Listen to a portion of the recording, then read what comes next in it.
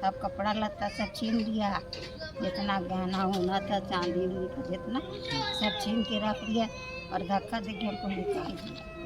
इधर उधर बरसात में सोते रहते, बेंच उच में सोते थे दुकान के किनारे, कोई नहीं सोने देता था।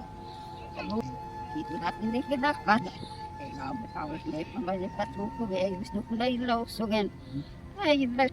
बोले नहीं है, कोई नहीं है, बचपन से लाए। तो वहाँ से फिर उसके बाद सबको बोला कि तुमको खोज रहा थी, चलो चलो। फिर उसका पोता आने आया पीछे से, जिस दिन भागे थे उस दिन दूसरे दिन बोला। और ऐसे ही होता है, जब तक शरीर में जान है, युवा है, तब तक पूरा समाज, दोस्त और परिवार आपका है। लेकिन जैसे ही आदमी वृद्ध हो जाता है, ना कोई सगा, ना संबंधी, ना कोई अपना, ना कोई साथ देने वाला, कोई भी नहीं रह जाता। और यही कारण है कि वृद्धावस्था में लोग इसको एक बड़ा श्राप के रूप में, एक बीमारी के रूप में देखना शुरू कर दिए हैं। जबकि हमारा ये सभ्यता नहीं, हमारा ये संस्कार नहीं है। भारत के कल्चर में एक वृद्ध का भगवान का दर्जा होता है, लेकिन पता नहीं क्यों हम लोग अपने संस्कार से बहुत दूर होते जा रहे हैं। और जैसे ही वृद्धावस्था आता है, हम कहीं ना कहीं अपना कन्नी काट लेते हैं। और ऐसे ही कहानी लगभग ज़्यादा से ज़्यादा सभी लोगों की। ये संडे को आए थे। संडे को? अच्छा, कहाँ से आए हैं? तीनों से। वहीं पहले से वहीं रहते थे? गांव वहीं था? मैं गांव से डेरा वाला लाया था। छोटा से। छोटा से कहाँ रह रहे थे? तीनों में रह रहे थे। अच्छा, क्या कर रहे थे? वही झाड़ू पोछा, बर्तन, कपड़ा, हाँ। खाना बनाना, बच्चा देखना। हाँ। तो वही सब थोड़ा सा काम ये हो गया, तो दूसरा आदमी को बुला के हमको भगा दिया।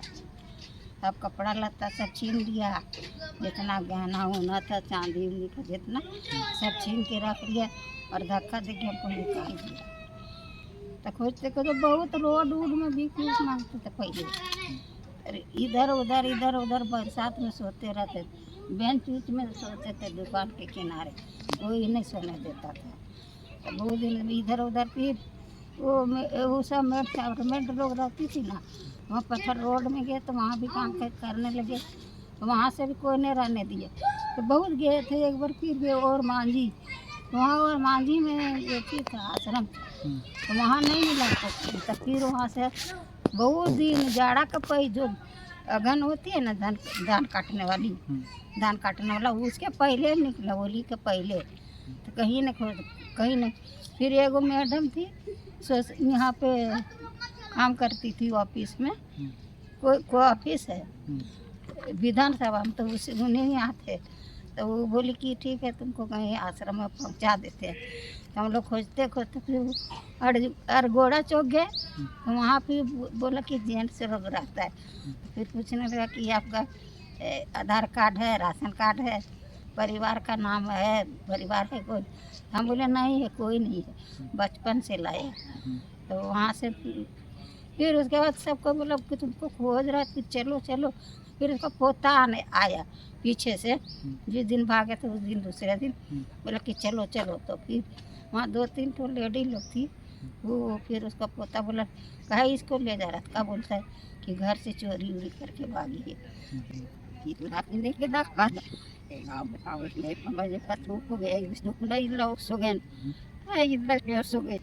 और ताला लगा दी। फिर उसका घर हम नहीं गए। तो ये मैडम एक तो रहती है, तो वही हम लोग खोजते कहाँ है। अभी 6 दिन 7 दिन हो रहा है। यहाँ कोई दिक्कत हो रहा है? नहीं, कोई दिक्कत नहीं हो रहा है। अपना माँ पिताजी का आपको नहीं पता है? नहीं, कोई नहीं थे। शादी आपका? शादी नहीं हुआ है। हाँ, यही पूरा जवानी यही काम किया? हाँ। तो अभी कोई दिक्कत है? अभी नहीं कोई दिक्कत है। फिर इलाज करवाए, बहुत सारा बीमारी हो गया था। वो महावीर चौक झंडा नहीं है वहाँ पे सदर अस्पताल, वहाँ खून पानी सब चढ़ा, पानी उनी का कमी था, खून का कमी था, दवाई हुआ फिर लिए। फिर जॉन्डिस हो गया बीच में, फिर जॉन्डिस उन्डिस का दवा हुआ, उधर से कपड़ा लत्ता लेते हुए तो हम यहाँ को अच्छा लग रहा है। अच्छा लग रहा है ना? ठीक है। और लोग कोई आपका साथ नहीं दिया? पूरा घर का कोई साथ नहीं, मतलब ना औरत ना आदमी ना बच्चा, कोई साथ नहीं दिया? उल्टा आरोप लगा दिया चोरी का आपने? और उसके बाद डोरंडा थाना में भी केस कर दिया। बोले कि थाना चोरी उरी करके भागिए और पूरा पेपर में मीडिया में सब छपा दिया। बोले जिसके यहाँ जाएगा उसको तुम उसको मारना। फिर हम नहीं गए, छोड़ दी। हम डर के वो लोग पैसा वाला आदमी कुछ भी कर सकता है, फिर हम नहीं गए।